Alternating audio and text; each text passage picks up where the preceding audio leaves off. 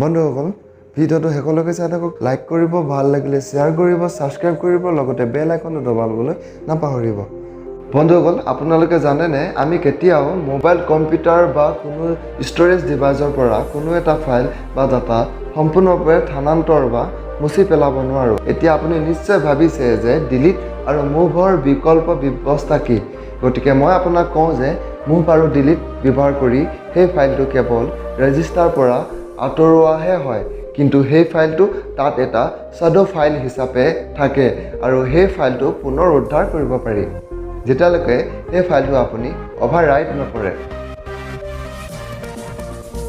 বন্ধুসকল আপোনালোকে জানেনে 2005 চনত ফেচবুকৰ প্ৰতিষ্ঠাপক মাৰ্ক জুকাৰবাৰ্গে মাইস্পেচক ফেচবুকক $75 মিলিয়ন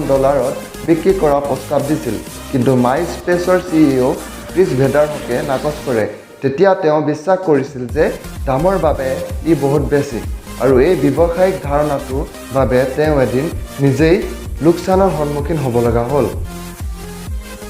বন্ধুসকল আপোনালোকে জানেনে এপলৰ মেকবুকৰ বেটাৰীয়ে আপোনাক বন্দুকৰ গুলিৰ পৰা ৰক্ষা কৰিব পাৰে ই অলপ আচৰিত যেন লাগিব পাৰে কিন্তু এইটো একেবাৰে সঁচা যে এপল মেকবুকৰ বেটাৰী একেবাৰে বুলেটপ্ৰুফ গতিকে আপুনি সহজতে বুলেটৰ পৰা হাত সাৰিব পাৰে বন্ধুসকল আপুনি জানেনে আমি ব্যৱহাৰ কৰা কিবোৰ্ড সকলো বৰ্ণমালা মিশ্ৰণ কিয় সকলো ABCD এটা শাৰীত কিয় নহয় আচলতে যেতিয়া প্ৰথমবাৰৰ বাবে টাইপৰাইটাৰ ব্যৱহাৰ কৰা হৈছিল তেতিয়া সকলো বৰ্ণমালা একেটা শাৰীতে ৰখা হৈছিল